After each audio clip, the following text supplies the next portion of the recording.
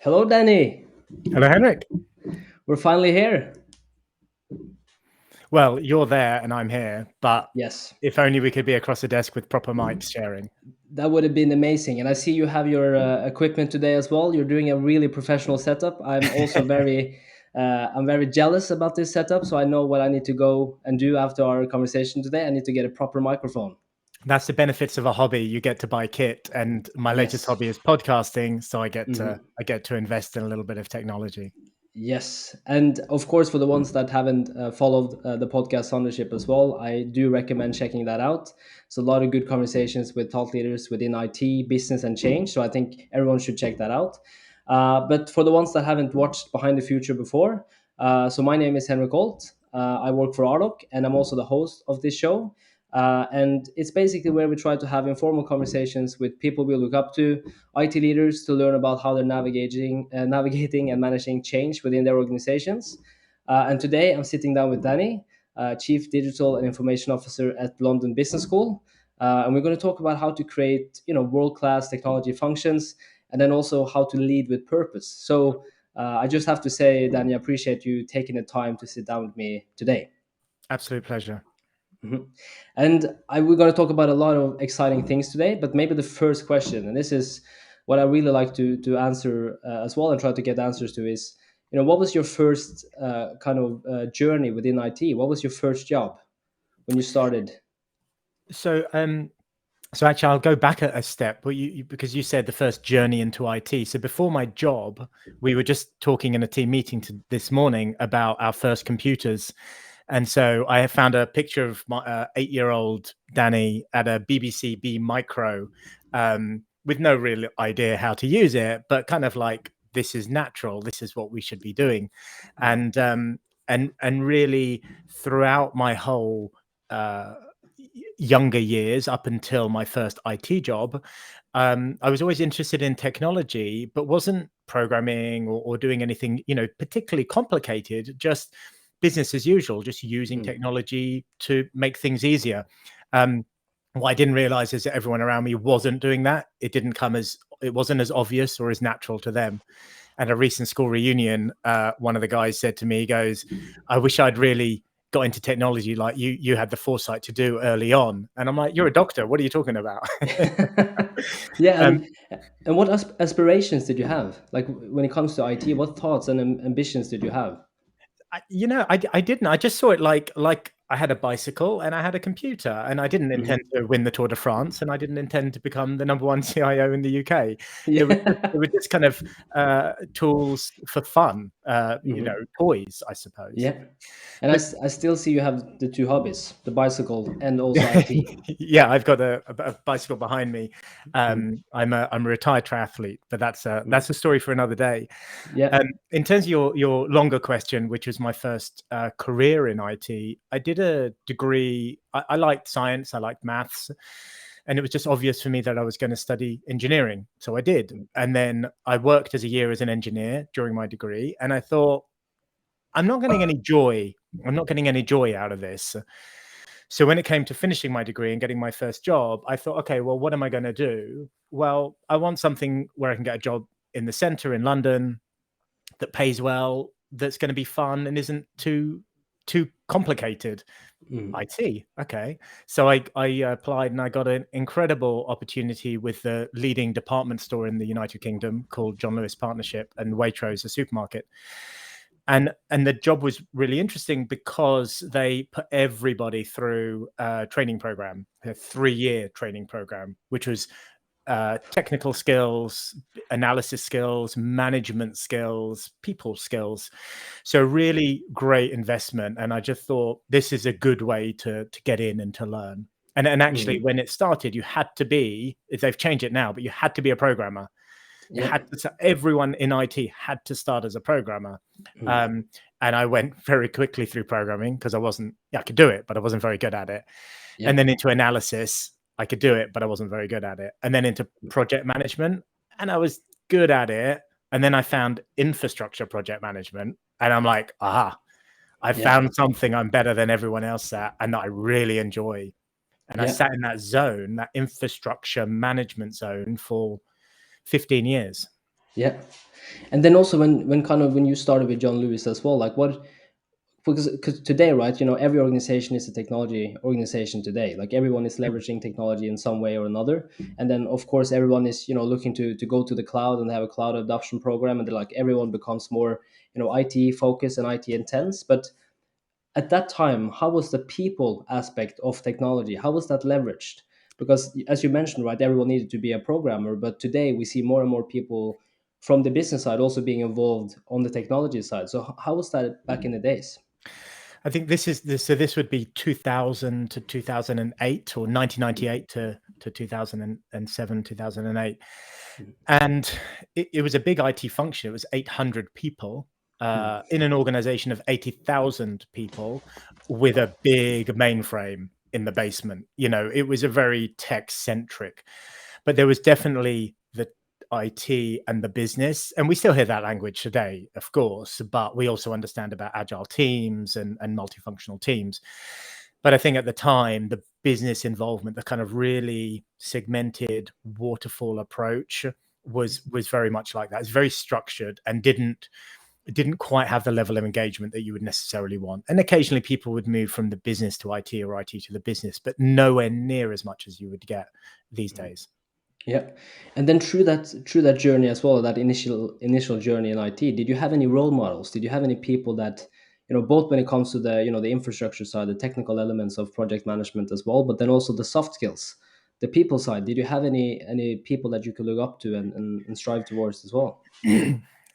I would tend to in the early days, I would tend to gravitate towards people who are technical, Mm, brilliant specialists, but like really, really good. And then being IT technical specialists, they didn't necessarily have the communication or the people skills, but you'd mm, accept that. You go, you know what, but you're the best DBA in the world, or you're the best automation engineer in the world. So I don't care about that. I'll yeah. let you get away with that.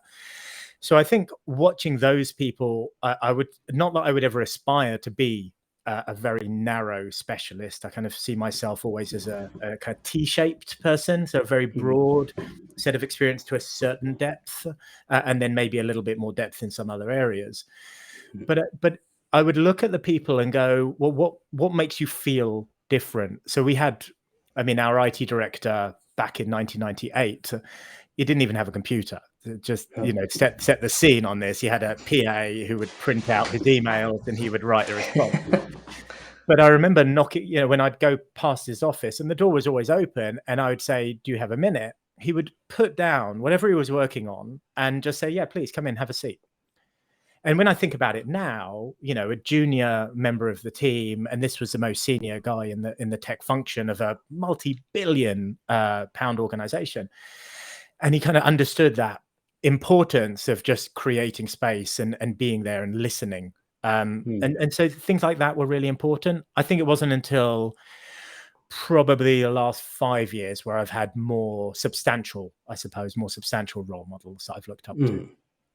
And then just thinking about the level of kind of the speed on this as well, like how much things have changed, just like 20 years. And then you're mentioning that funny example where the PA is printing out stuff for the IT leader as well. And that's, for us, looking at this in a past lens as well, it's quite interesting to see, right? Because especially with a lot of the people that I've grown up with as well. And when I grew up, you saw that technology was a central part of everything, right? And you can see the younger children today, like they're born with an iPhone in their hands, and they're like so technical from the start. So it's really interesting. But then, I you think on know, the topic of change, yeah, I mean, for me, the change is always too slow. I want mm, it to go 100 times faster, and yeah, and I'd rather just make a change and try it out and fail, and then try again, rather than go, do we want to adopt this change? Do we?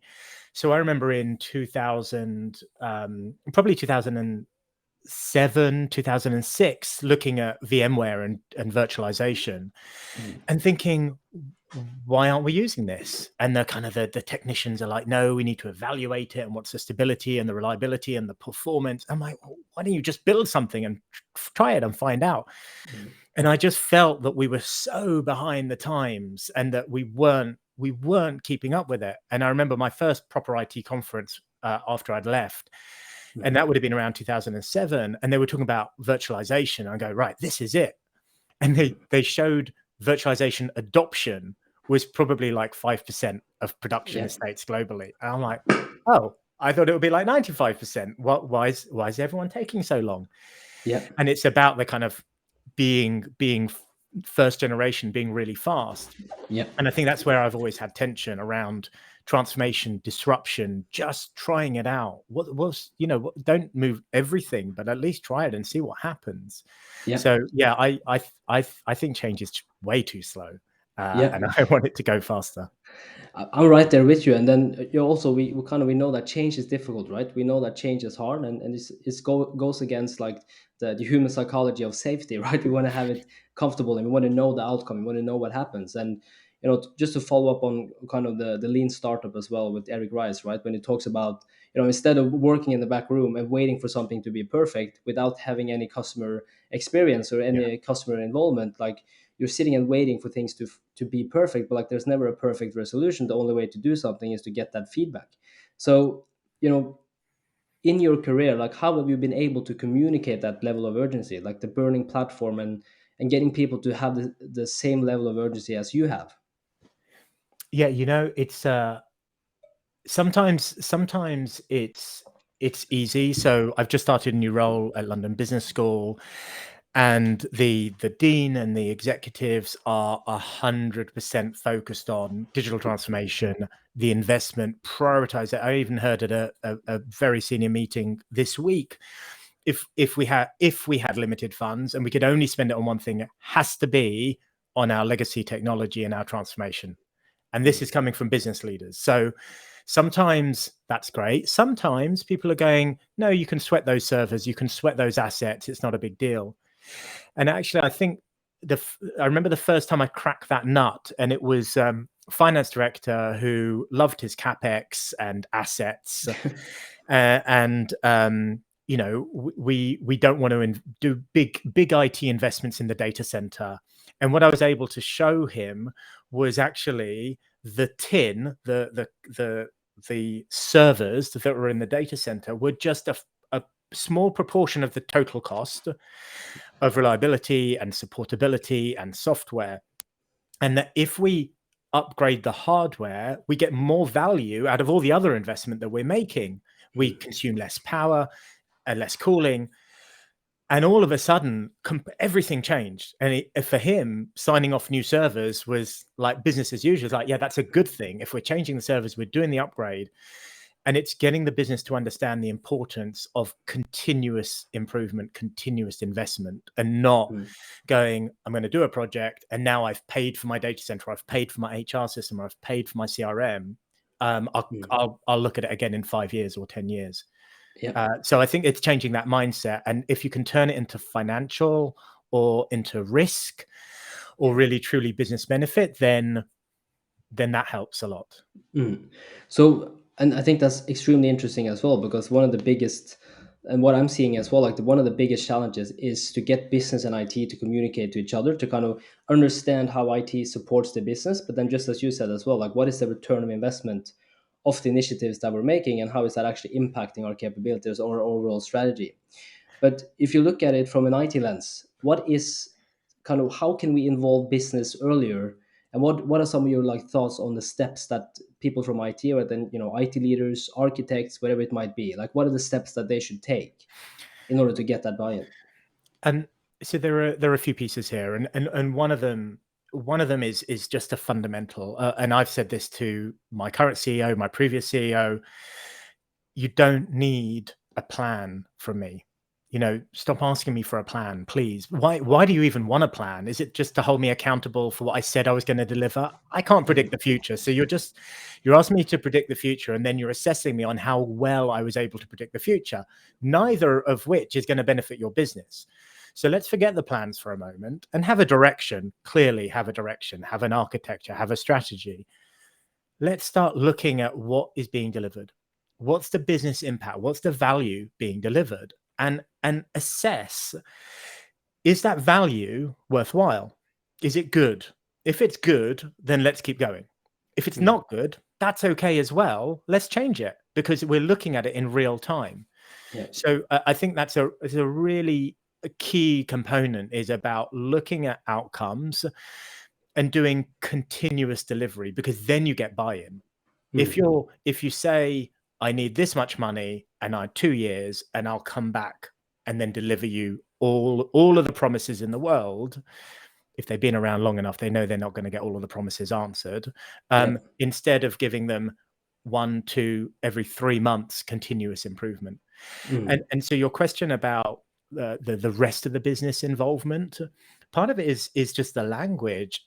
And it doesn't matter, saying which team is the person in, who does they report into, how do you get them to buy into it, and all of those things. You've got to almost go, let's not even talk about it. Let's not even publish an organizational chart here. Let's talk about the unit of team that is delivering. So how do you get the business involved? Well, fundamentally, if they've suffered and they've had bad experiences, pick that one, and it's not easy, but find the one thing that has minimal dependencies where you can demonstrate the art of the possible. Something easy. With the UK government, it was the e-petitions website, so people can go and raise a petition to be discussed at Parliament if they got a certain number of signatures, because it didn't exist. There weren't any dependencies, and it was a huge hit. And it was a really easy way of showing, look what we can develop in 6 or 8 weeks really quickly. And for us, it was working. When I was working at Anthony Nolan, the UK stem cell register, saving the lives of people with blood cancer, it was really about how are we searching for donors to donate their cells for patients. And the mechanism that we were using was 25 years old. It was written in Visual Basic 6. And the screen couldn't be made bigger than this. And so we're like, you know what, we're just going to give you a front end. Everything else is the same. The algorithms, the logic, the databases is all the same. We're just going to give you a new front end. And suddenly they're like, oh, I can cut and paste. I can print different format reports. I'm invested now. I'm going to come to those meetings. I'm going to give you my input, and we're going to develop this together, and we're going to put a name on it that we chose because we've taken ownership of this. And that's the journey. Hard, but if you can slowly get that momentum and there's give and take, then all of a sudden it blurs a line between the business and the IT.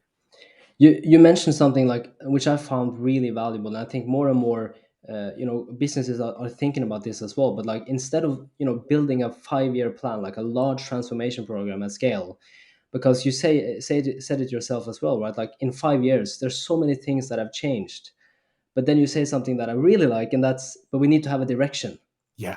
And I think that is something that, because I had a conversation here the other day with kind of an IT leader in one of the larger healthcare organizations in the UK, and he was saying exactly the same. He was just like, you need to be able to kind of show where we can get some quick wins, point out the direction, quickly validate the direction, and see that we're actually getting return on investment, or we're reducing risk and impact and stuff like that.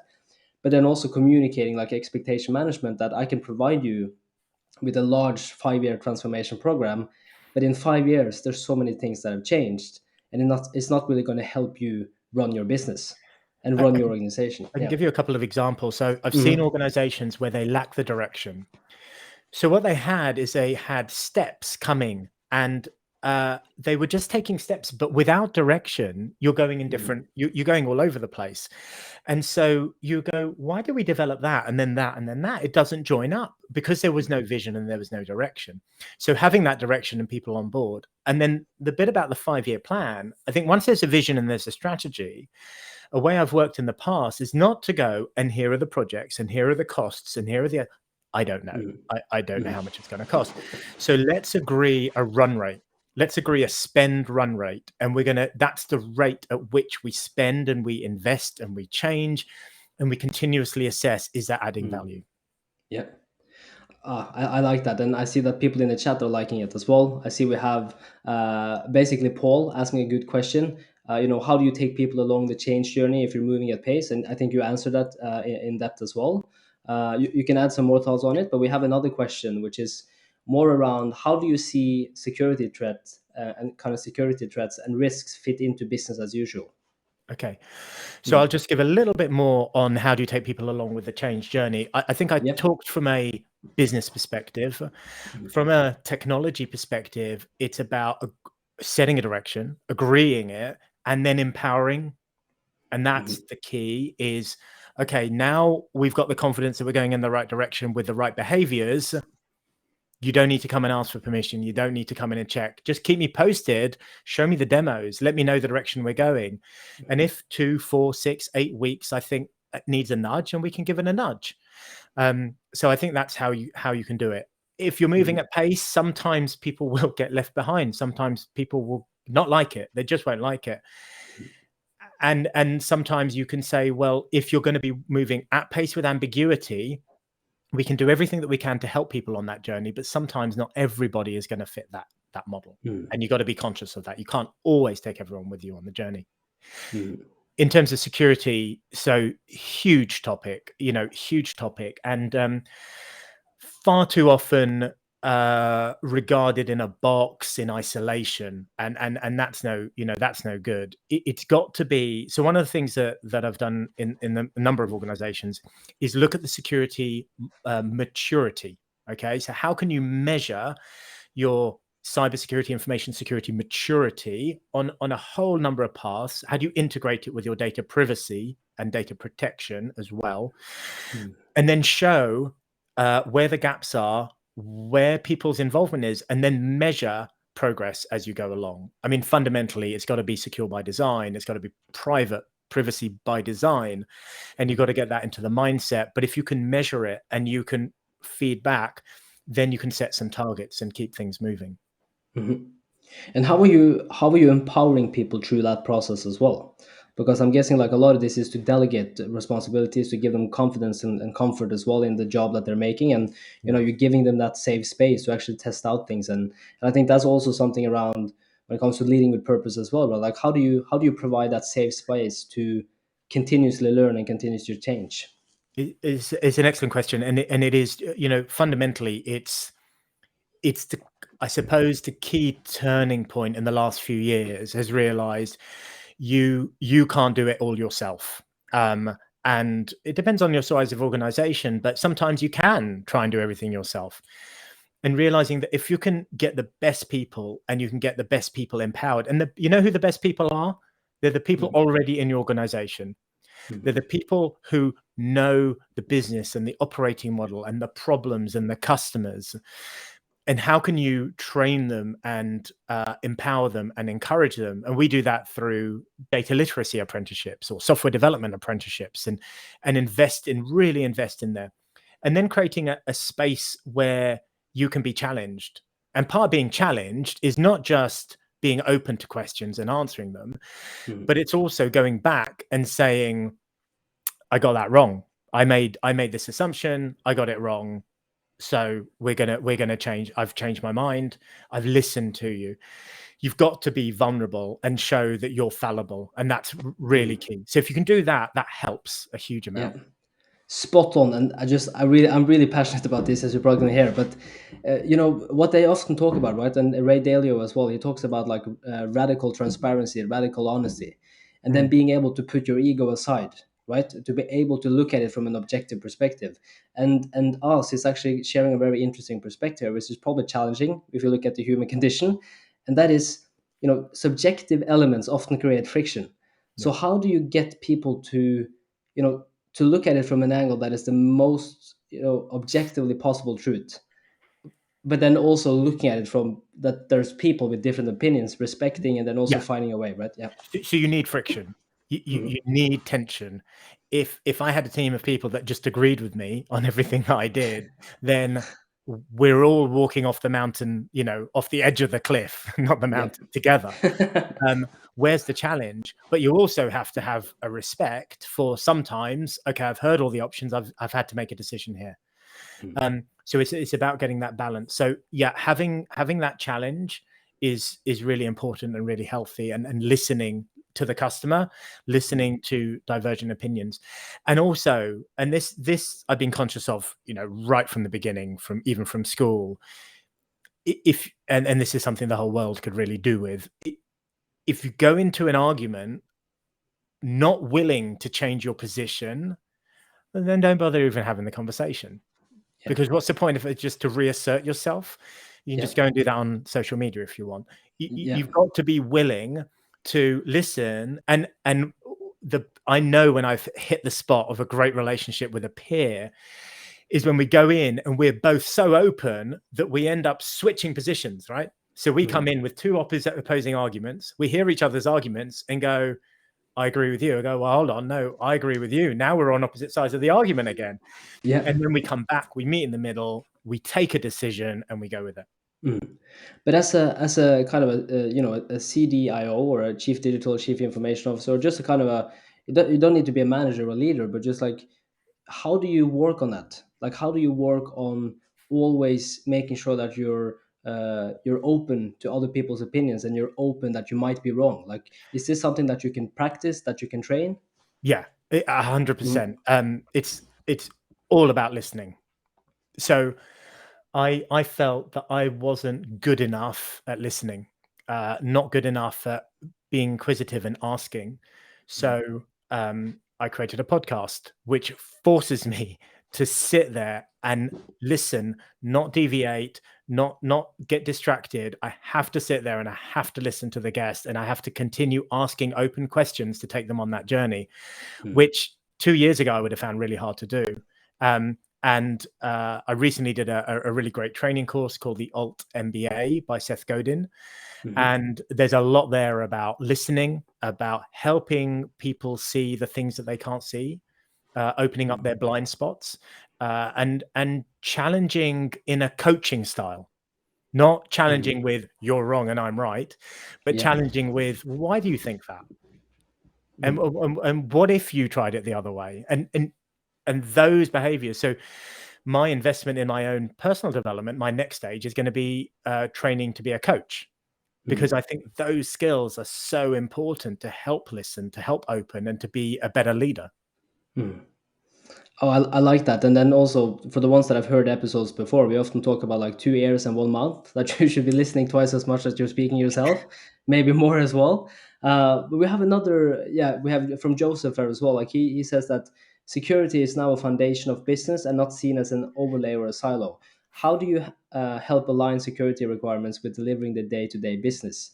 And you touched a little bit upon it, but do you want to continue to elaborate on that? Yeah, sure. If you mess up on your security, you don't have a day-to-day business anymore. Yeah. So it really helps if you have a CEO who is bought into that. In my current organization, our CEO, I can't think of a mass meeting where he hasn't mentioned security to the school, not to technology, to the school as a whole. Because he knows, he looks around the world and he says schools, universities are being hit with cyber attacks. We need to stay in business. So this is as if not more important. So leadership, top leadership, not IT leadership or security leadership, but senior stakeholder buy-in is absolutely key. And then that permeates all the way down. And then if you look at it from people within IT that are trying to get their directors or their IT leaders on board. Let's say they want to try to get the CIO to buy into their mission, Yeah. right? If you look at it from the other angle, other perspective, like, what are some of the ideas and tips and tricks maybe to convince your CIO? Like, how should they go about doing that to convince their stakeholders, and how to get that buy-in? Is this a CIO that is responsible for security? Yes, or more around, for example, the CIO, or more just like the C-level executives. Like, how can you get their buy-in? Because we know that they have a busy schedule. Yeah. They have a lot of things to cover in a short time. I think it's about continue. It is not one shot. So you can use scare tactics. Obviously, you can say, "Look what happened to a competitor of ours. They got taken out for 6 weeks." You know, you can do that. But after the initial shock, it's a bit like anyone. They have it in different countries. But if you get caught speeding, but not too much, you can do this intensive course where they scare you into Yeah, learning better. And you know what? Everyone comes out of that course driving better. For a yeah. week, 2 weeks, maybe 3 weeks. But I guarantee you a year from then, they're driving exactly the same way that they were driving before. So you need continuous learning, delivering very small bite-size awareness and training continuously, phishing testing, continuous update, and make it part of the conversation. In the same way you have conversations about how do we make profits go up. I haven't had a conversation on that for a few years because I work for non-for-profits. But you have to have the same conversation. How do we stay secure? Because if we can't stay secure, then we can't do business. Agree. And then we had kind of what an awesome question. I don't know if that was I asked an awesome question, or I don't know, but Always. I appreciate it, Sein. I appreciate it. But and also kind of post to yourself alternative motivations as to why someone is saying something, even bizarre alternatives. I'm Norwegian, so my pronunciation might be a little bit just saying that, just so you can remain open. And I think we both are aligned on that, Danny. But kind of fear, uncertainty, and doubt is two age. Is it? I'm sure about that, as but Yeah, yeah. I think you're right. That scaring people is just not a great mechanism. I think back to the previous comment from Zine about openness. I had to deal with an outage, an incident, for example, and you get the business of the customer saying this is unacceptable, da, da, da, da, da. And the response was not, we hear you, we're doing everything we can, thank you for letting us know, like boilerplate. The response was, hell, I agree with you, that is just not good enough. If I'm the customer, if I'm in your shoes, I wouldn't accept that. So what would I expect me to do? And that's what I want me to be doing. And so vulnerability, I think back to that psychological safety, is a lot about vulnerability, being able to go, I'm not always going to get it right, and just because I'm challenged doesn't mean that I have to defend. And that's the problem, right? If you attack, if you're attacked, you defend, and therefore if you attack, they defend. Yep. So someone at some point has to either stop attacking or defending, and creating that safe space. Yeah. And then quickly on psychological safety as well, right? Because if you're in an environment where you feel comfortable and you also feel like it's safe enough to try things, and you, as you said, like you might not be right in the first try, the second try, the third try, but that always continuously improving. Yeah. I think that also saves IT functions, just teams in general, so much time, right? Because they can be directly to the point with each other, and they don't need to throw in like a sandwich where they have like a good feedback, bad feedback, and a good feedback. Like, can Yeah, they yeah, just yeah, be yeah. talking openly to Delicious each other, right? sandwich. Yeah, exactly. And then we had another question there, which basically, what does secure mean? So by secure, generally we're talking about information security, cybersecurity, data privacy, data protection, but we mean reducing your vulnerability to attack, Yeah. ransomware attack. Generally, that's the kind of the key one, denial of service attacks. But it's just about people stealing your data, corrupting your data, bringing your service down. So secure means protecting yourself against all of those bad things happening in the world. Mhm.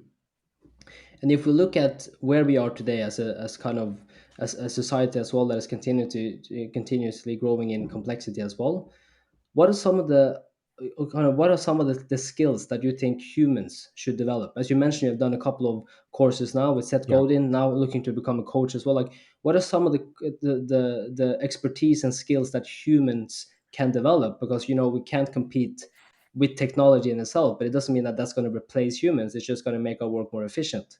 Yeah. So, like, what are some of the skills that you would recommend other people aspiring to come to a C-level position, or to kind of increase their knowledge? Like, what are some of the ideas that you have? So I think more generally, before I get to the C level, more generally, data skills Mhm. are very important. Using data, not going, I know how to solve this problem, going, I've got some ideas about how to solve this problem. I'm going to test them. What's the data telling me? Okay, now I've got a decision. So I think kind of general data literacy, anyone at any level, is so crucially important, which is why we've just launched a data literacy apprenticeship to help train up a large number of staff. And I did that at a previous organization. And just generally, those terrible soft, but they're not soft skills. They're the really important skills. It's about vulnerability. It's about listening. It's about continuously learning, right? When did we last read something that wasn't on a scrolling screen full of comments? When did we last kind of pick up a book and read things that are outside our comfort zone or outside our knowledge zone? Just continuously stimulating our mind, looking up, and being inquisitive and inquiring, and making ourselves vulnerable. Pick a podcast, whether it's Sondership or another podcast, but pick a podcast on a different topic, hear alternative viewpoints. All of these things are crucially important. And you're right, automation is going to minimize a lot of the kind of paper pushing work and a lot of the very autonomous work. But let's move more into the thinking work, and help define what are these services and what do they look like and what do they feel like. And then also exposing yourself to other alternatives, to other viewpoints. I totally agree, and I think this is something that the more technology does come up as well, like we see that we're in echo chambers as well, like we're just exposed to our own beliefs, the Yeah. same beliefs that we have. And I think that goes way beyond politics and society. I think that also goes within organizations, that you're usually just interacting with the people that has the same beliefs as yourself, but like being able to expose yourself to that, I think is extremely important. So I'm on LinkedIn. I'm literally on LinkedIn right now, but I'm Yeah. on LinkedIn. I'm no longer on any other social media platform. So I've after watching the various Netflix documentaries, I just came off them because no good is coming from these constant clashes and these constant arguments. But what I used to do back in the old days when I was on Facebook is I'd go and look at the alternative viewpoint just to see how is it being positioned. And what I was finding is the same story, the same message, the same memes were being used to contradict each other constantly. And actually no one was, other than reinforcement in an echo chamber, no one was benefiting at all from these conversations. So part of it is, and you can't be reasonable, you can't be rational. So put yourself in a space where you can have reasonable and rational conversations, and avoid the spaces where they're unreasonable and irrational, because Yeah. no one is benefiting from those.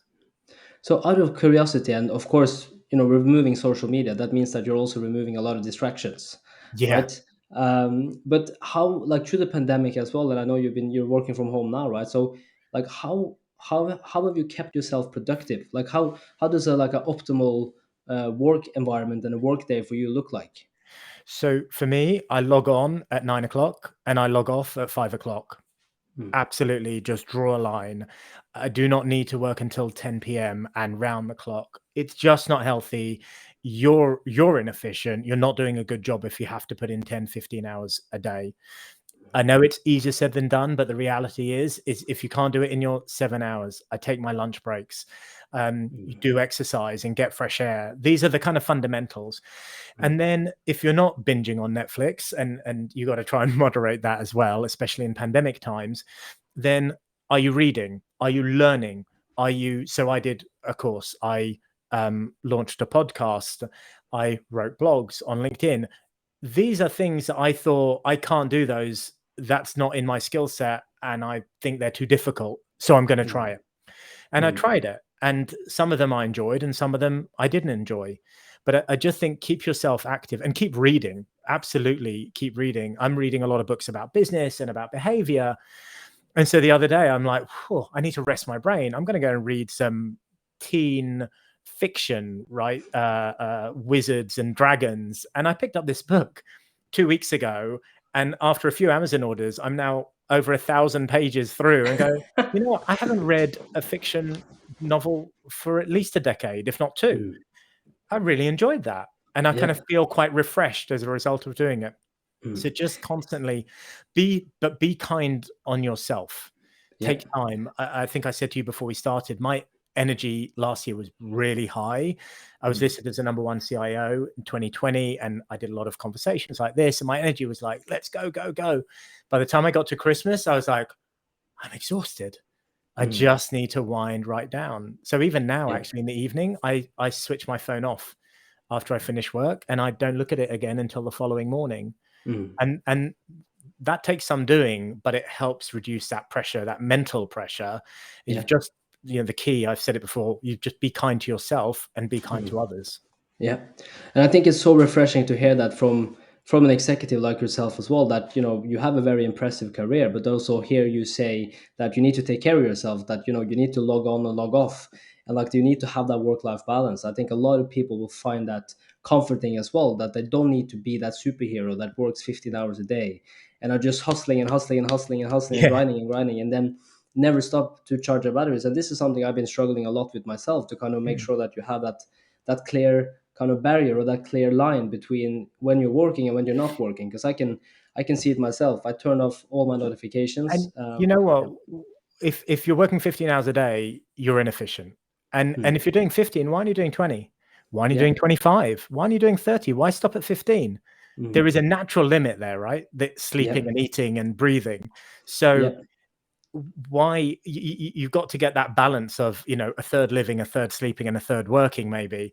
But Yeah. let's be kind of realistic about what is achievable here, and be Yeah. efficient really helps you. So the last thing I'll say on that topic is there's no such thing as I didn't have time, right? What you're really saying is I didn't prioritize that. It wasn't as important to me to do as the thing that I did do, and that's okay. And the moment you realize you cannot possibly do everything, because you have to stop at some point, otherwise you fall over. So then it forces you to be a bit more ruthless. And now the training course that I mentioned, it was 4.5 weeks long, but I was doing 20 hours a week on top of my day job. But it was refreshing because it was separate to the day job. And I spoke to someone who recently did it, and he said, going into it, I thought to myself, how am I possibly going to find the time to do this? And he said, coming out of it, what am I going to do with that time? Now I've discovered I've actually got it. I really Yeah. have got that time. How am I going to use it now I come out of that? And I see that Sign agrees as well. Like, it's not about time; it's about choices. And I totally agree. And I think it's also about, like, it's not about the level of hours or the time of hours that you're working. It's also about the output, like the output that you're generating as well. And then another takeaway, or like wrapping up today's session as well. And I appreciate everyone, leaving their comments and questions in the chat. Feel free to continue to do so until the end here. But one thing I wanted to ask you, because you have done a lot of different courses, right? So what are some of the books that you've read through your career, some of the courses, like with Seth Godin, some of the things that you've done that you would also recommend to other people? Yeah, definitely. So I work I work for one of the world's leading providers of MBAs. But if you're not really up for doing a full MBA, then the Alt Mba is really cool, and it's definitely Yeah. worth a look at. In terms of books, this year, or last year rather, one of the books that just help put stuff into perspective is Rebel Ideas by Matthew Syed, Syed. And it's all about diversity. It's all about not the equality aspect or the human rights aspect, but you know what you get when you get diversity? You get different opinions, you get challenge, you get different perspectives. And here are examples over history of time where diversity failed, a lack of diversity failed. The FBI during the 60s and 70s is one example. Everyone was a white male university graduate, so they all thought the same way. How are you going to battle Al Qaeda when you don't understand this? And and the places where it succeeded. So Rebel Ideas by Matthew Syed it's really short, it's really simple, and honestly, anything by Matthew Syed is good. Black Box Thinking being another one. And there's another one by Ben Horowitz called The Hard Thing About Hard Things. So it's the hard thing about hard things. And I can't remember the name of the company, but it was about a kind of .com startup, digital boom bust. But it really forced him to look at how do you recruit, how that kind of whole work culture, how do you share knowledge, how do you empower. A really great book. There are many others, but I think go out there and explore, and even read the books that you think maybe aren't that great, because it might be, sometimes I've read a book and I'm going, yeah, that was okay, and then a year later someone references it, I'm like, oh yeah, I get it now I understand why they were talking about XYZ. So don't just give up for the sake of it. Brilliant. And we will also make sure that we share those resources as well in the event page after the episode today. My last question basically is, if you were to meet Danny, 25 years old, walking into London Business School, what advice would you give him? You have already come with a lot of good advice and kind of perspective so today, but like, what would the one thing that you would tell Danny that he would need to be aware of going into his career and his life? For me, it's about, trust your gut, but challenge it. So what I mean by that is, don't Don't let people put you off what you think is right, because I've been there where I've done enormous projects, and 3 years later you get to the point where you knew that's what you had to do, and then Gartner's telling you that that's what you had to do, but of course everyone else said no, we're not doing it that way, and so you went through a lot of pain to get there. So believe in yourself is really important, but flip that, keep the arrogance at bay, believe in yourself, but really challenge it. Don't just go around going, no, I know what to do, I'm going to follow my gut, but give that gut instinct, that culmination of experience, some value, and weigh it up and listen, and then influence, and then make a decision. But I think it's that, I think historically, that 20 years ago, I would be very kind of quite decisive and quite pushy. But then or I'd be uncertain and say, well, I'm not sure if that's the right thing. Who am I to challenge that? These people, surely they know better. And generally they don't always know better, because no one has the sum of your experiences. Fantastic. And yeah, I've got another question here as well. So first of all, I love this takeaway. Keep reading. I think that is noticed. And then, what's the name of the fiction books you used as a break? People are interested in that. Was So them Dragons and Dungeons? it was called The Last Dragon Slayer, a series of 4 books by Jasper Ford. And I found it lying around the house. My teenage daughter had bought it a few years ago and actually never read it. And I'm like, Yeah. well, I'll give this a go. And it was I finished book 3 last night, and Yeah. I'm going to start book 4 next. Maybe that could be some inspiration for a new MBA at London Business School. Exactly. Awesome. But Danny, thank you so much for taking the time to join an interview today. It's been great talking to you as always, and I hope that this is not our last conversation. I've learned a lot today, and I hope the guys joining as well have also learned a lot. And yeah, I just want to say thank you once more for joining. Thank you, Henrik. So, everyone, we are coming up with the next episode at the end of February. Hopefully, you will be there to watch that. More information to come. But for now, go out and read those fiction books. I'm definitely going to do that. And I look forward to seeing you all for our next episode. Thank you so much, Danny.